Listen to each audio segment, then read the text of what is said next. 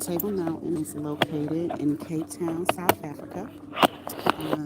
I don't know if I always say this. I don't know how many people will watch since it is early there. It's like 3 a.m. Trying to figure this out because they don't want me to rotate my camera. They want my camera to be seated this way, which I should know by now. I don't go live a lot. So since I went live yesterday, the plan was never to go live today. But I am live on this beautiful mountain here. Let me see this here so you can kind of see the mountain. And the reason why I decided to go live today, unexpectedly, I actually just did my paragliding here in Cape Town, which was loads of fun. But I decided to go live because yesterday I went to Robin Island here in Cape Town. And people say, oh, you have to go to Robin Island before you leave. It's life changing. So I went to Robin Island and to say it was life, I think it may have been a little life changing, but not in a positive way. Going to Robin Island, when you go, they take you on this tour and they tell you about things that happen there. And then they tell you about the penguins. And they mention that one of the great leaders was surrounded by dogs. Dogs will be there to intimidate this particular leader. And on a tour, and I'm sorry if you're white and you're watching me, you may not want to watch this because I'm about to be real. But on a tour full of white people, um, nobody asks many questions about what happened to the people, how digging at the lime caused blindness, and so many other things. But then when they talked about the dogs not protecting, intimidating the black leader, they had questions about the dogs. Okay, that was the first thing. Then when you go to Robin Island, you are given a tour by an ex prisoner. Well, me being me, so this ex-prisoner male, all of the people on Robben Island are black men that were part of the political struggle against apartheid. This ex-prisoner is here giving an explanation to a room full of white people. But at no point do they ever say white people. They only say the oppressor because who wants to hear white people, right? And I asked the man, I said, how do you do this? Why do you do this? And he tells me, he's going to tell me some profound reason that helps to take back his power or something. He tells me, I was out of a job for 4 years. This is work for me. And it made me think how these black people are still being exploited. They can't find work. So you, in an attempt to provide, right? Take a job showcasing what it was like to be humiliated, beaten down, treated poorly in front of a room full of white people. Imagine how much of your pride you have to swallow to do that day in and day out, to go back to a place that you could not wait to escape from. So, what actually prompted me to do this video is because I'm here, I'm at one of the excursions, beautiful Table Mountain, and I was talking to some local people. And they asked me, they said, would you ever live here in South Africa? I said, no. They said, why? I said, apartheid is still alive and well here. It's not done. It's just not apartheid, right? There's a distinct difference between the haves, the white people, and the have-nots, the black people. Um, I said, in Johannesburg, you get a feeling of freedom. In Johannesburg, you can see that the people are proud of the black people or the colored people, because that's what the lady said. She refers to herself as being colored. You can see that they're proud of their fight. You can see that they've made progress. They've taken back their area. They are, you feel freedom in Johannesburg. Is it the safest? No, but they're free. They're free people. They're doing jobs. They're doing what, a lot of them are actually doing what they may want to do, or jobs that they don't feel like are beneath them. But when you come to Cape Town, the moment that you step off that plane, if you're like me, I'm very much an empath. I very much read faces and see things and hear things. And the moment you step off that plane, you're like, I'm in Africa. But you can feel the oppression. You can feel the discrepancies here. The city is beautiful, absolutely gorgeous. So many things to do and see, but you can feel the oppression. Um, you can just sense it in their soul. So when they asked me would I move to South Africa, I informed them how I felt about Johannesburg and how I felt about Cape Town. And he told me, "You are so right." And I said, "And I haven't even been here 24 hours." But it didn't take me long to see, that the black people and the colored people are put on display for the amusement and the satisfaction of the white people. You think that these prisoners would ever want to go back and tell white people about this prison if they had a chance to have a real job or occupation? Do you know how much it takes for them to do that? So I personally feel like Robben Island is the worst thing I've ever went to.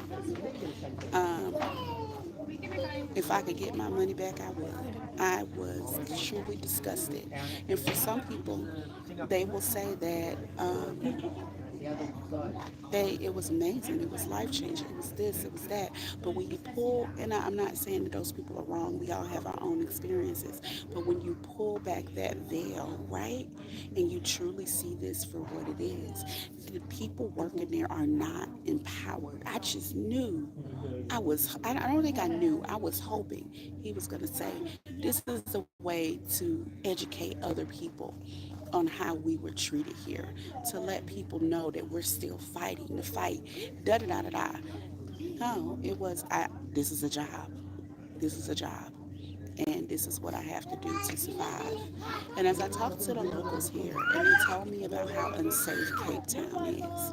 Once you leave Table Mountain, once you leave the waterfront, once you leave that bubble, and you go out into the townships, or they said what we call the hood, once you go there, that's when you see what it's truly like. They said you could get robbed or killed getting on a taxi to come to work. You can get robbed or killed getting on the bus. The same person that you're hanging out today can do something to you tomorrow. They said the mothers and the fathers are raping and molesting the kids. And this is what happens when you push people to a point where they know when they have nothing to lose.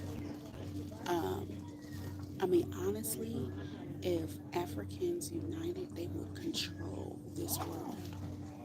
If they could come together and bring their minds together. When I tell you these are some of the most, Africans are some of the most educated people, all of them have degrees on degrees. I'm sorry, I'm looking at a bird that decided to stop here next to me. Let me show you. Let's see, can I switch it? Yeah. The bird decided he was going to show up.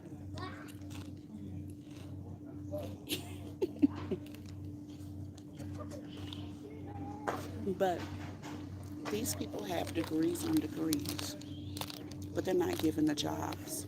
Their jobs are outsourced and they're given to white people. If you think about Cape Town is a land. I think that the Dutch and someone else, maybe the British, that came over and took over their land. And they now live on it and they work. The black people, the colored people, they work. They work these jobs, and like they told me before, working in these places, they would never be able to see these places. This is out of their reach. They don't make enough money to see these places. They make about what we would consider $15 to $20 a month. So how are they going to make enough money to see a place like this that costs more than their monthly salary? You're telling me these people can't pay the workers at least a ticket and a price of an admission ticket for their monthly salary? So, you know, I come and I enjoy, but I like to learn the history of a place because it's good. You need to know where your people are. You need to know where your people have been. Um, I was told, and I'm always told this bird just won't go away, y'all. He's looking at me, I'm looking at him. Uh, I've always been told that I look very much African, not far from African nation. I've been told Nigerian, Kenyan, and now South African. The tribe, I think he said Tobe. It starts with a T. I'll have to look it up. But you know, my family on my mother's side, they were taken to Jamaica, and they come from the Panama and Costa Rica. So you know, my mom's first generation American. So I mean, it makes sense. But you know, I want to challenge you that when you go on these vacations and you're enjoying things and you're having fun, that you also take time to learn about what's going on, learn the history and how they got where they are, and the people. Because people are amazing. People are the best storytellers. They can tell you everything that's going on in their world. And you may be able to make a difference, even if it's a small difference. So I want to challenge you. And then in the meantime, since you're on here, I am going to show you a little bit of Table Mountain. This is Table Mountain here. And over here. Hi, bird. Hello. And show you more of Table Mountain. It's actually very cool over here. This is it here. This is Table Mountain. Just on vacation in Hawaii. Cool. Yeah, this is Table Mountain, Cape Town, South Africa. It's very cloudy today. So, but that's it. Thank you for taking time to listen because I left my charging cord. I brought the charger, but I left the charging cord. So I got to keep all the power that I can before I make it back to get my charging cord. But again, I challenge you, learn the history of the people, learn their struggles. The best history lessons I've had have not come from a museum or an exhibit.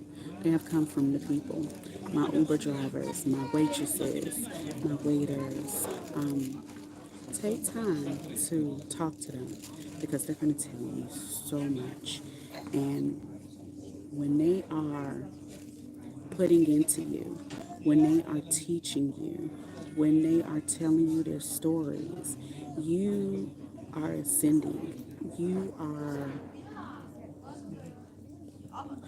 each ounce that they put into you makes you a new person and gives you a new perspective on life. So never take it for granted. I've always been told that the people at what we consider the bottom, the secretary, the janitor, the maids, they are full of so much knowledge. So take time and talk to them because that's really where you're going to learn. It's not going to be in a museum. It's not going to be an exhibit. It's not going to be any of those things that you're going to pay for. It's going to be talking to them one-on-one and listening to their stories and learning their history. So don't just come and do like me and go paragliding. Take a little bit of time and talk to the people. Well, I am gonna go because I don't know how much battery life I'm gonna have, and I still got to get that Uber. And if you're in Cape Town, hit me up. Maybe we can meet up and chat. Ooh, the sun's coming out. Let me let you see. You see? I can't tell where it's coming from, but it's coming out somewhere. All right, y'all. Have a wonderful day. Here it is 10:30. All right. Ciao.